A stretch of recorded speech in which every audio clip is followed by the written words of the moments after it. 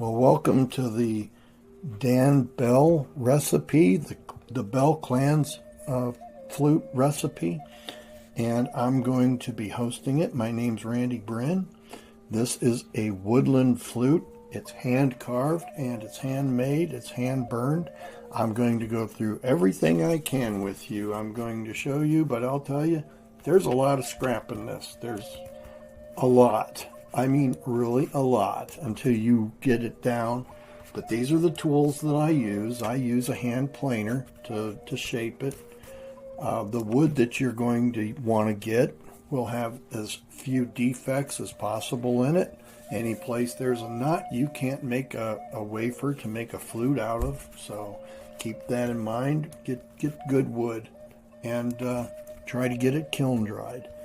When you set up and you make these kits, you can get quite a few out of a few pieces of wood. I thin the wood, as you can see in these curves in this blank here. I have no one to show my recipe to, so this is pretty much how I do the flute in its entirety. I welcome you to watch along. Thank you very much. Hello everyone. Today what I'm doing is slatting. It's the starting process. What I've done is I've gone and I've bought some cedar, and as you can see, there's defects in it, there's knots in it. All that will be scrap if it's in the length of the wafer that I end up making after this. I'm all set up. I got a steady rest here so that when I pass it through, it's got somewhere to go, and I'm going to show you how to make one slat.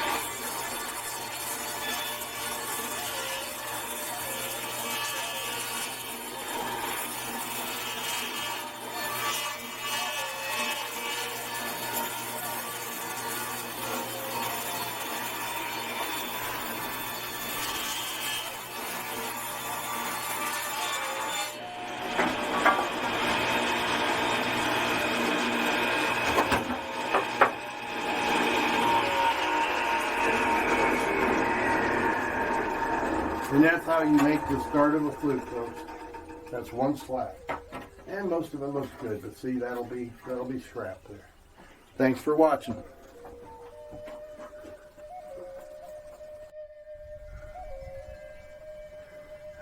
After I have cut the wafer, then what I do is I come over here and I check. This is my guide. This is where my router table is. This is my router setup. And this is how I check to make sure that they will go through the router all right. That's a little hung up, but that's okay. I like a good tight fit so that it doesn't vibrate as it goes through the router and make artifacts in the wood. So that's all right. And you would want to have something like that. Underneath there is where I put the router when I get done actually cutting and sizing the wood. I'll take this off, and that'll be where I do my routering for the inner bore. Thanks for listening. Alright, so here we have a whole bunch of 8-foot slats, and I'm getting ready to cut them down into wafers. And the wafers will be measured according to the size of the blank that I want the flute to be. And that is coming up next. Alright, so we got done with the slats, and we're going to the next major step, which is cutting the slats down to flute size. So what I've got here is my regular size slat, and I've got a shortened slat. These are the minimums, or what I have to have before I start tuning them or anything. So first thing that I do when I bring in a slat is I'll check it, make sure it fits. Then I come over here and I start looking at all the little things that are wrong with it. There's a little part here. This will have to be cut out, and I'll have to work around it. So like I can get one out of here then I'll go on the other side and I'll make another one. And I'll do that, and if they're not big enough to make into a full size, I'll make a shortened flute. And I'll be doing that for all of them as I go. I number them so I can put the two together, and I can match up from end to end, which what I usually do is I'll go from here, and then the next one will be right here. That way they match up with grain. Thanks for watching.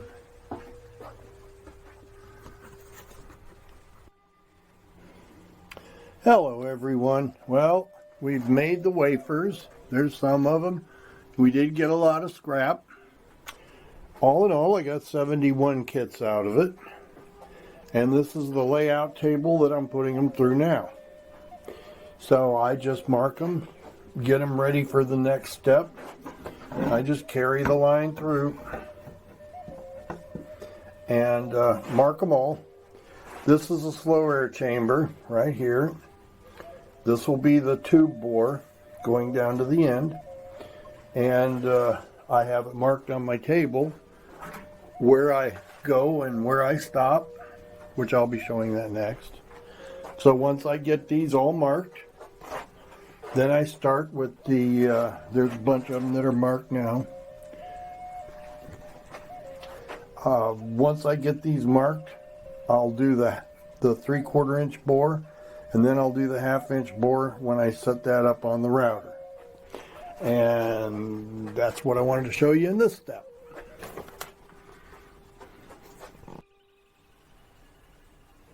Hello everyone. Well, the next step is setting up a router table. This is what I use. 2 boards. I slide the wood in between it.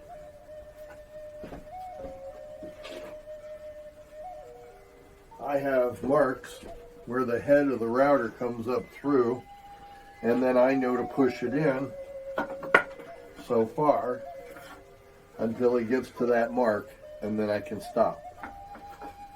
That's how I recommend it. This is how it is here, and of course the routering edge is on that side. Then when I go to put the slow air chamber in, it's pretty much the same thing. I have both sides of it marked, so I push down on it, take it to the other side, and then it's done. I will include another clip when I get one finished so you can see what it looks like. But this is what I use. It's what I'm used to. If I had a drone that I wanted to make, I'd pop one side off of this, but then it's very hard to hold it. Then you have to turn it around and do the other side, and you've got to really keep a good grip on it because that thing wants to throw it. And all it takes is one mistake, and there goes your piece of wood. So what I recommend is you do what you get used to. I'm used to making them like this.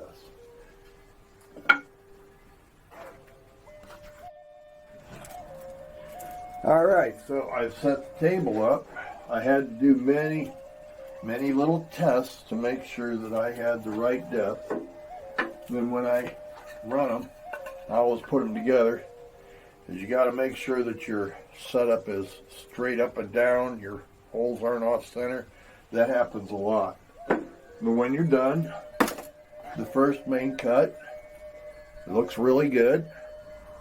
It measures out at 3/4, and it's got a really nice inside.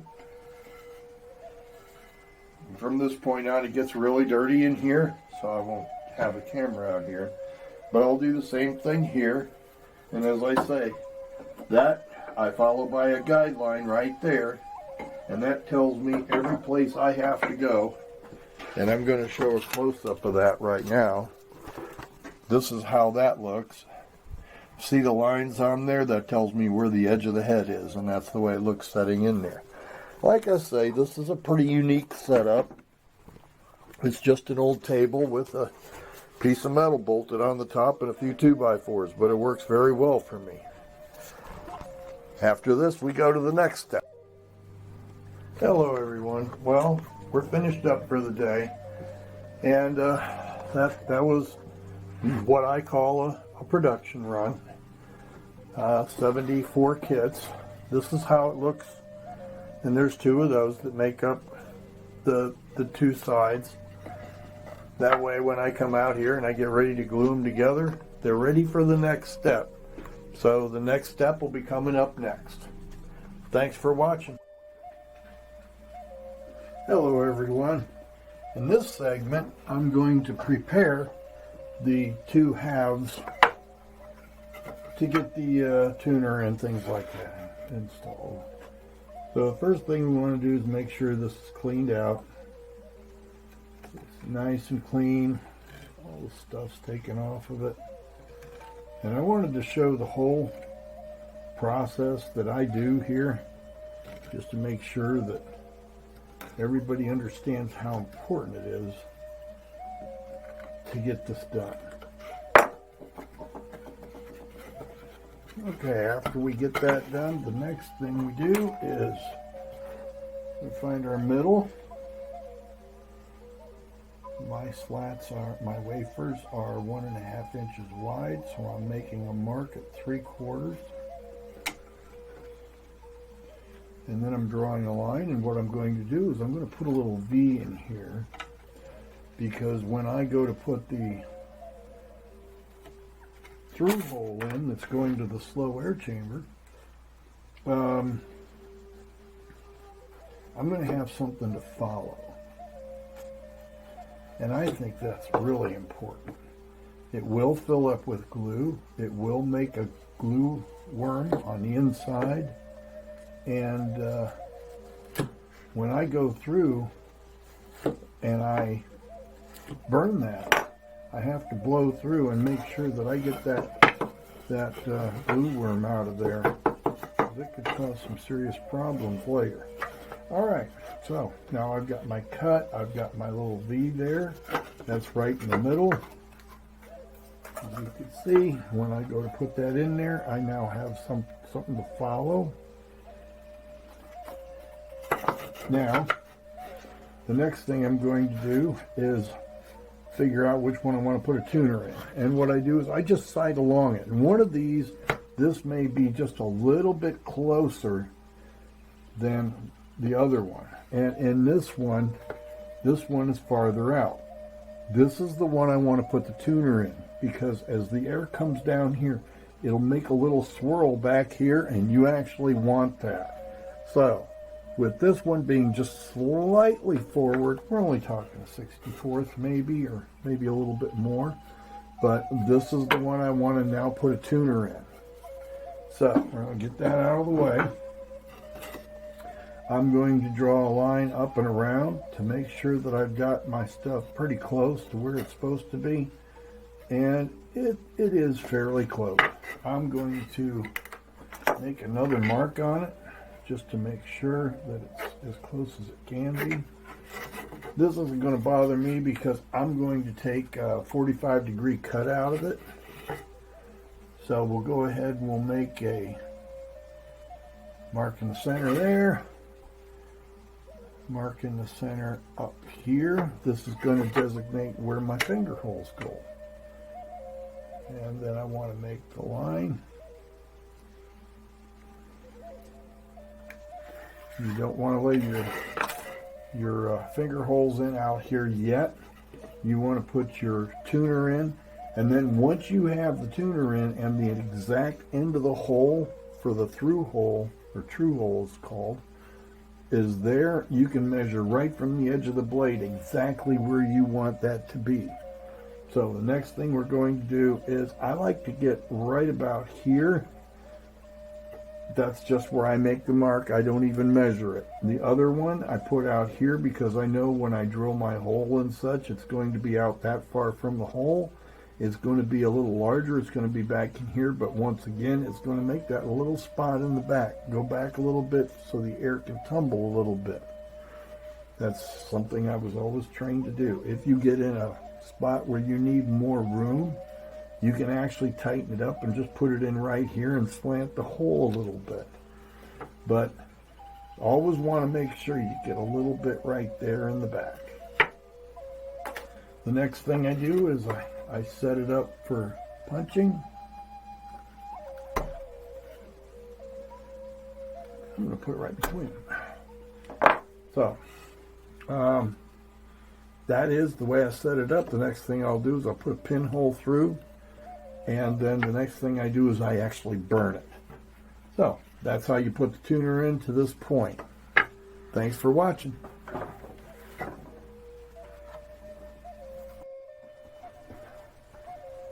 Hello everyone. Well, today we're going to start something really important, and that's how to put in a tuner. So this is how I make my holes. Once I start it, it gets kind of noisy, so I'll try to narrate as much as you can hear. But anyway, you know, this is a setup I've been using for 20 plus years. It works well for me. These are going to get red hot, and then I'm going to start putting the holes into the tuner. So there'll be a pause while I get set up for that, because I use a fan and everything else.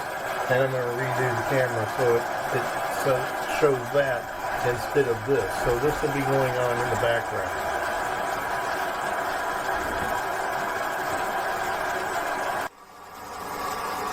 Alright, well, I wanted to give everyone the best view that I possibly could when I make this. So what I've got here is I've just got 2 holes drilled through. I have that hole out a little ways, so when I go down, there's this little curl in behind there that the air can move. This is out a little ways, but by the time I get done with this hole, it's going to be very close to this. And then I'm going to make the slope going up. That's the next step. So we're going to put the holes in front here. I've got one here that's ready to go. Got a lot of smoke, so I hope you guys can see it.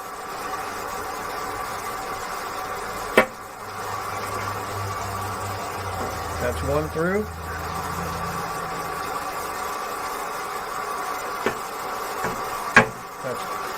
That's the back. Now, this is how I make the first slope. Kind of round it a little bit. And that's that part. Whoa. Then I turn it over.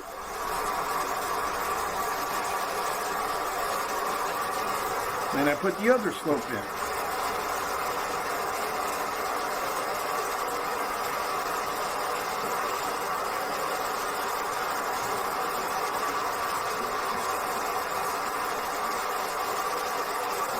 Kind of going around on the edge here. Now what you want to do is you want to check and make sure that you're getting close to the edge.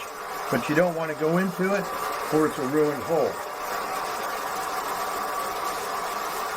Alright, then the next step is to go to a tool like this. That's a file. It's a very small file. It's a modeler's file. And what I'm going to do is I'm going to heat it up a little bit, and then I'm going to start filing it to shape.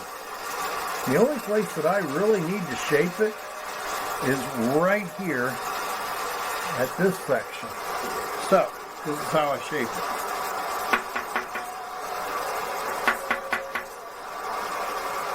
See how the hole is squaring off on the side? And then I'll take it and I'll start working it like this.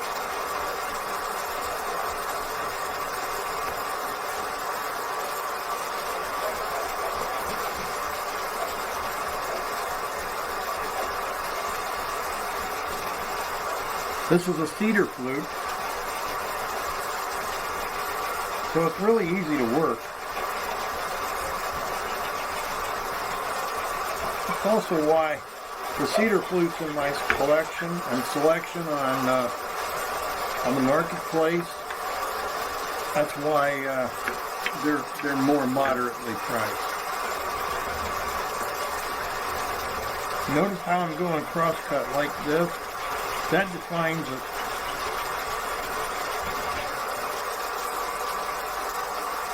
And there you have it. Even the char is starting to come off already. That'll be acceptable. So, next we'll go to the next step. Thank you for watching. Okay, I also wanted to include some shots of a tuner so that you could see the slope going up and down, how they look like in mine. So this is a 3/4 inch bore, and that's a 1/2 inch bore. That's what the mouthpiece looks like going into it. And then it's going into the main bore there. So that's what the kit looks like when it's done, and that's when I start working on the rest of it. See the trough is inside there, and you can see the slope coming up, and then the other one's under here. Alright, catch you on the next one. Hello everyone. Well, here we are at the second part of putting in a tuner. And what we have to do now is we have to remove most of this char that's on this flute. And the easiest way is to just pull out my files. I've got a bunch of files here that I use. I like the round file. And literally, we're just doing this.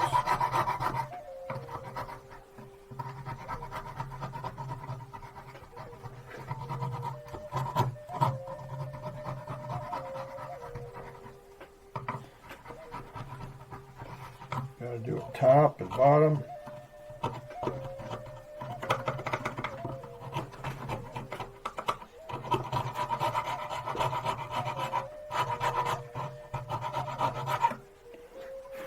Literally, the more char you remove, the better it sounds.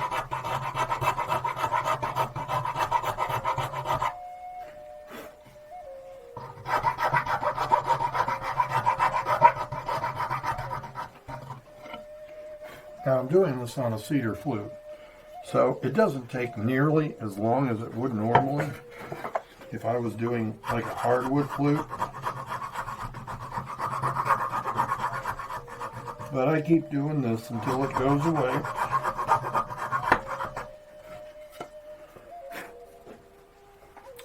As you can see, it's starting to go away there. And once I get that done, I'll take this one. This is a small modeling file, which is perfect size for me. And I'll just work it around here. Same thing I was doing out in the shed, basically. Only now I'm putting some, also conditioning the top of it here. This surface here will remain. This is going to be on the finished flute here. And then I want to clean up that slope too. You notice how I'm doing a little bit side to side. That's to make sure that it cleans up the edges. See that dark in the middle? That means I'm still pulling out char. And I want to keep doing that pretty much till it goes away. Okay, so this is the finished product. As you can see, it's pretty clear. A little bit going up and down is all right. It's when it goes across that it really starts to interfere with the sound. And see how clean it is down underneath here. Most of that's all gone now. A little bit left, but there, you know, where it's at is all right. This is a critical area here. Matter of fact, when I'm off the air, I'll probably clean that up a little bit. But because of that right there, I hope that shows up. The thing is, the char actually slows the air down that's touching it. And the air that's not touching the char that's going past isn't slowed down. So as it comes through all these different slopes, if it hits, it causes a warbling sound. So that's the reason why I have to be careful with this. But actually doing it this way is more historically accurate than just drilling it and such. Thanks for watching, and we'll be going to the next step. Okay, so this is the finished product. The thing is, the char actually slows the air down that's touching it. And the air that's not touching the char that's going past isn't slowed down. So as it comes through all these different slopes, if it hits, it causes a warbling sound. So that's the reason why I have to be careful with this. But actually doing it this way is more historically accurate than just drilling it and such. Thanks for watching, and we'll be going to the next step. Alright, well, here we are at the next stage. We're gluing There's a big secret when it comes to gluing. A lot of people just stick the glue on there and slap it together, and they think that's going to seal properly. This is pretty good glue, and I really like it. I'm willing to tell anybody that really needs to know, but it is extremely good wood glue. It's very good. It's water resistant, which it almost has to be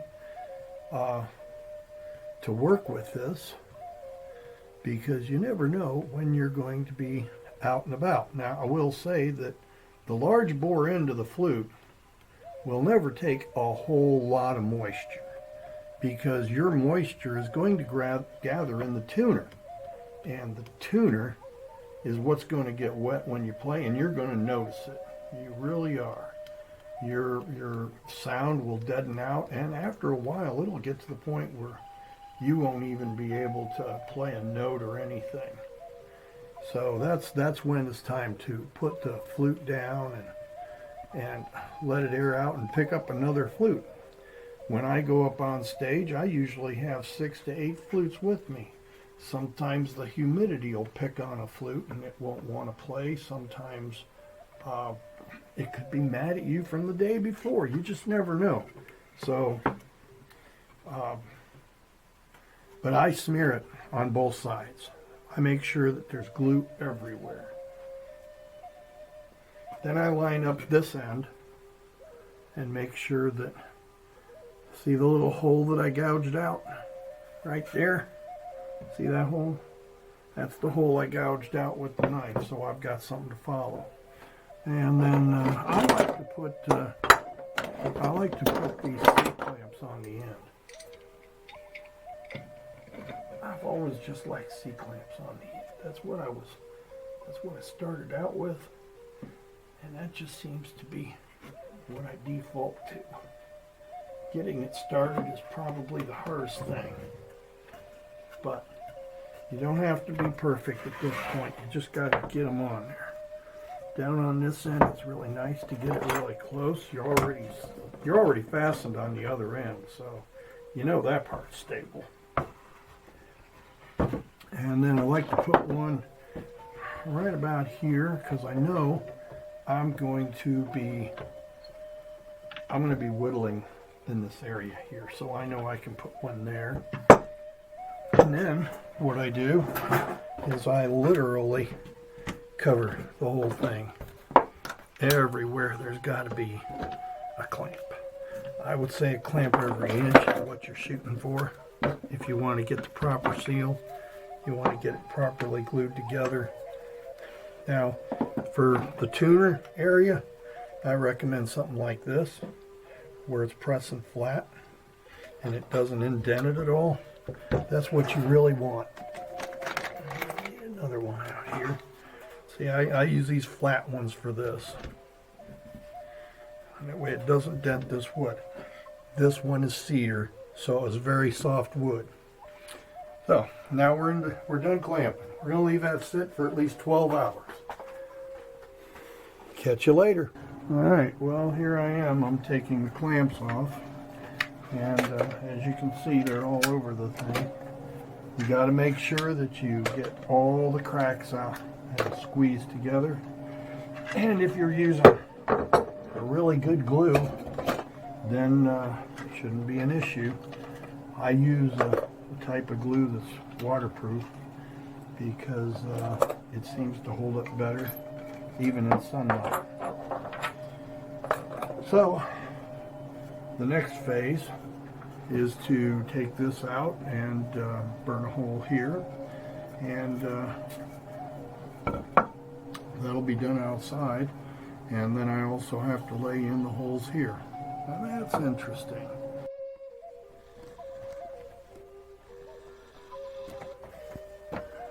Okay, so here we are at a more or less crucial part, and this is actually the part where I was adopted into a Native American clan. Here's the hard part. You have to find a knife that has some thickness to it. They like to make them nowadays and they're very thin sheet metal. So this has some thickness to it. Might even have to have one made. But I got lucky and I found one that was about 100 years old. And so this is my mojo. And cutting the, sorry, gotta adjust it here a little bit. Cutting the tuna is fairly easy if you know how. So you make the first cut straight back. There's the next cut. I'm pushing down hard enough to go in about a 32nd of an inch. And then what you do is you hold it with the rounded end on the bottom and you start working it through. And you have to keep doing this till you get the whole thing done.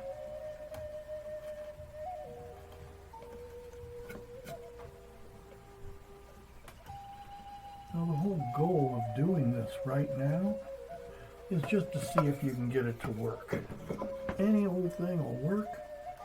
As long as it's making some kind of musical sound, that's what you're looking for.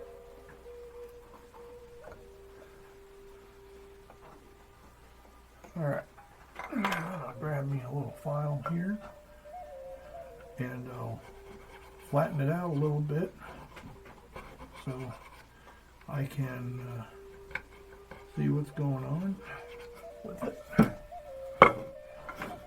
The big thing is when this is done and I'm done with it, that'll be shiny and flat.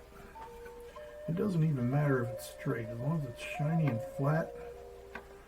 Little things like that, which you probably can't see very well, little rise over there on the side, that'll kill it. You got to make sure that that shoulder is straight. Alright. So we're going to test it right now and see if it's working.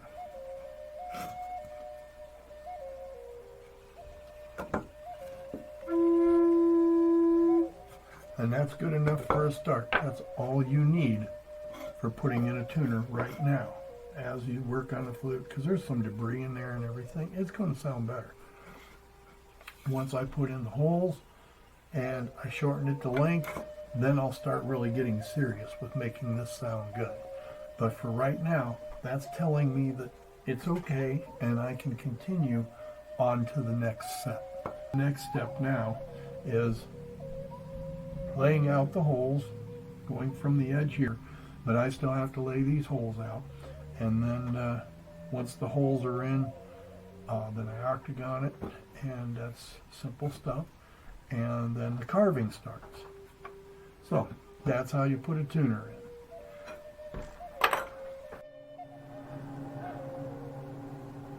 in. Okay, so we're going to lay out the holes now.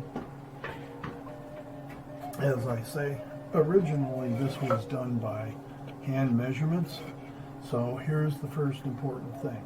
If I would have laid the holes out before I burned the true hole, I would have started measuring from this point. It's very important that I start measuring from the edge of the blade here. And for my first measurement, that is a hand width, including the thumb. And it is very important to get it right on. It's not my hand I'm measuring.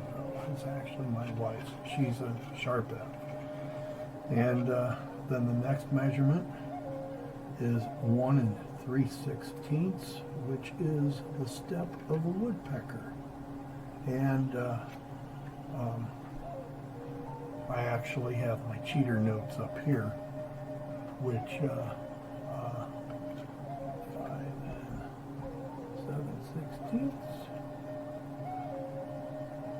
right there, 6 5/8 right there, 7.812 is right there, 9 is right here, and then 10 3/16 is out here. That's as easy as it gets, folks. The next thing I'll do is I'm going to poke a little hole in here just to give me a little bit of a starting point.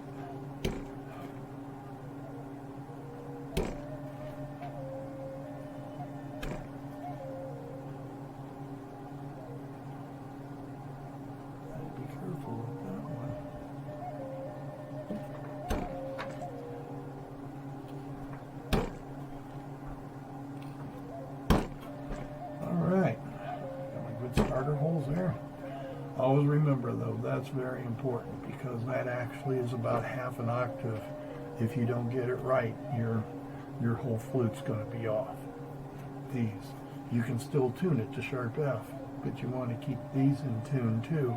And as you notice, I didn't cut it to shape here and then start tuning my hole. All right, so here we are out here in the unheated shed again, getting ready to burn holes. When you do this kind of thing, the torch tip here should be a rosebud style. That means it has a bigger flame than a normal one that you would buy at the store. I will say I'm getting a little bit older now, and I can't push the poker through like I used to.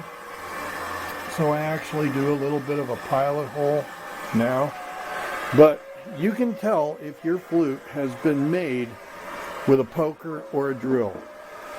If they use a drill, what's going to happen is they'll use a step drill. They'll make it to size, and when they get it the size they want, they'll heat up the drill and put it through one more time, and it'll leave that burn mark to show it's cauterized. That's not the same thing as using a poker.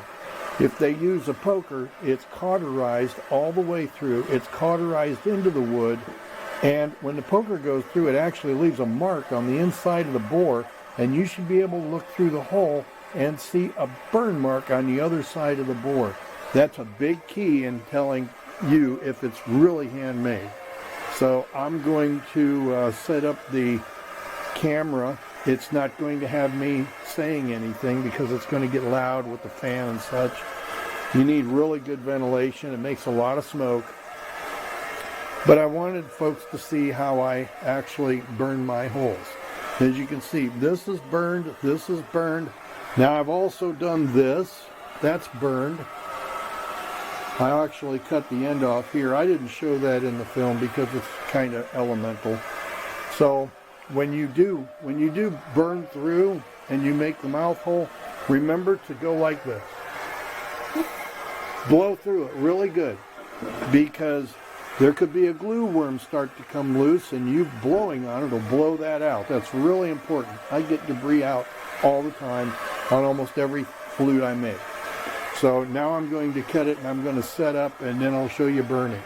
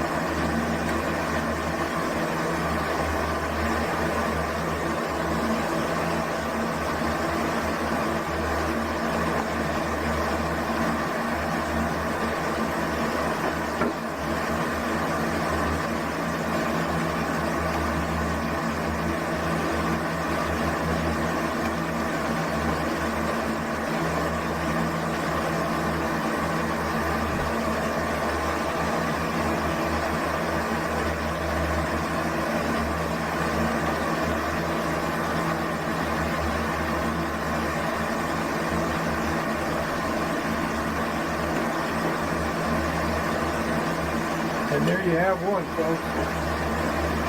And I'm sure you can see why there'd be a burn mark on the inside of that board after it's all done. So, from here, I do a 45, and I take it in real close, and I never go beyond that part. So that's where my limit is, right along there. And when I get that part done and I 45 them and I put an end on it, I'll see you downstairs.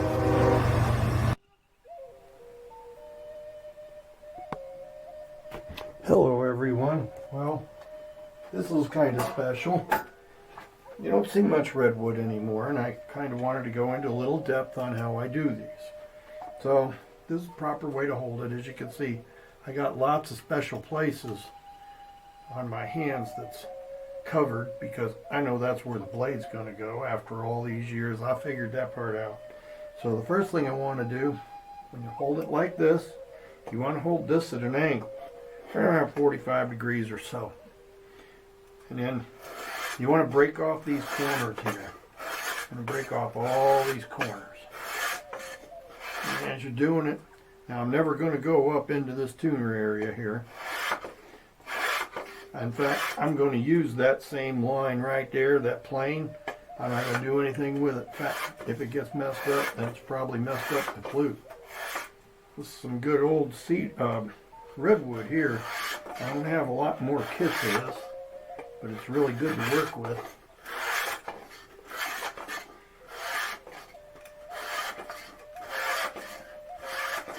I'm just knocking off points.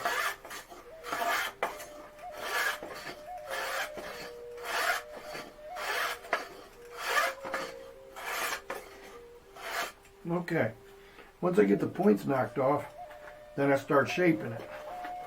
And when I shape it, I'll brace it. The more you put this at this angle, the more you're going to cut deep into the wood.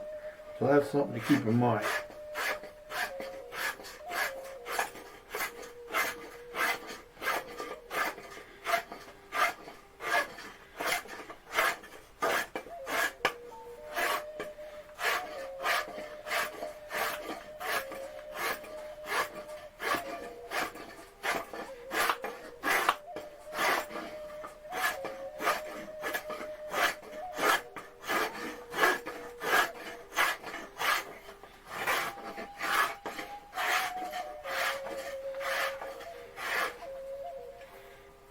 Okay, so you can see how it's all rounded off already.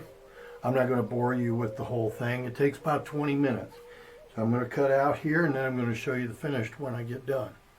All right, catch you after the break. Okay, well, I was surprised. It only took me about 15 minutes. But this is what it looks like when I get done whittling it. See, it has the profile. All it needs is to be finished sanded. Like I say, when I was doing it, the big secret to doing this when you're doing it is to hold it at an angle and don't go straight down it like this. Never work. You got to go off to the side like this. You can do it all day long, just like that. The more you turn it, the more it's going to bite in. It isn't going to take that much sanding to get it right, and that's about it. So, thanks for watching this part, folks. I know this is the second issue of me whittling, but I wanted to show you what it's like. Thank you very much.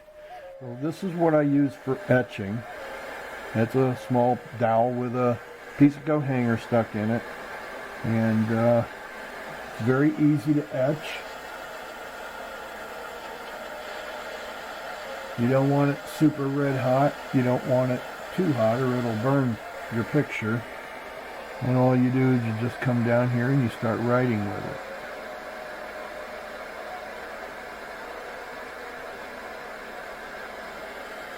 So that's how easy it is to make a line. And after you've done quite a bit of it, that's pretty much how it turns out when you're done. And then after this, I can actually paint it, and since I've etched it, there's a little groove here, so it's really easy to paint, and your paint doesn't go down in the hole.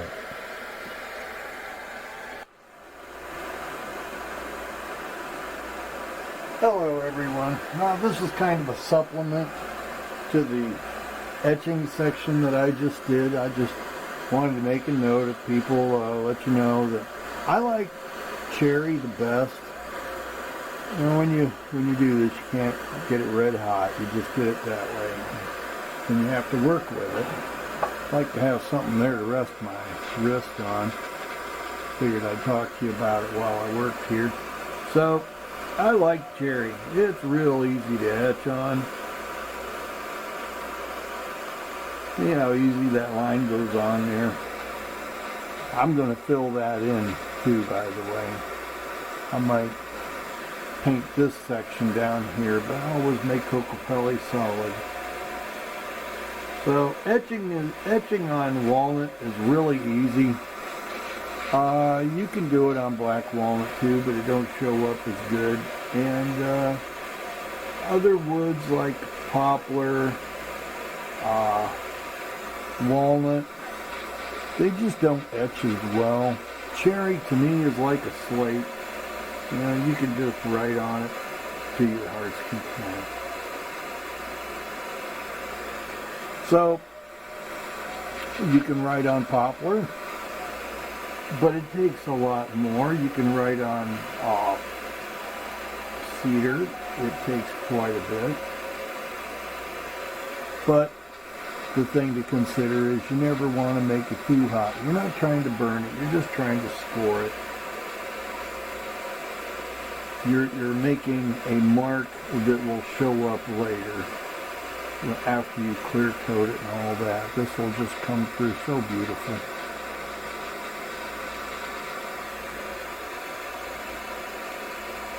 You know, that was just a little bit too hot. I almost made a nice huge scorch mark there, but if you do, you can always just go back and just kind of lightly sand in that area. Maybe even just use a little scraper and scrape it off.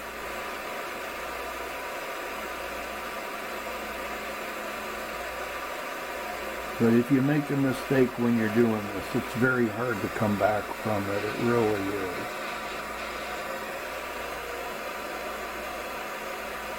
But I wanted to make sure that I showed people it really isn't hard. You just got to have your wits about you. Turn your phone off for a while, that kind of thing. And you can just do all kinds of neat stuff.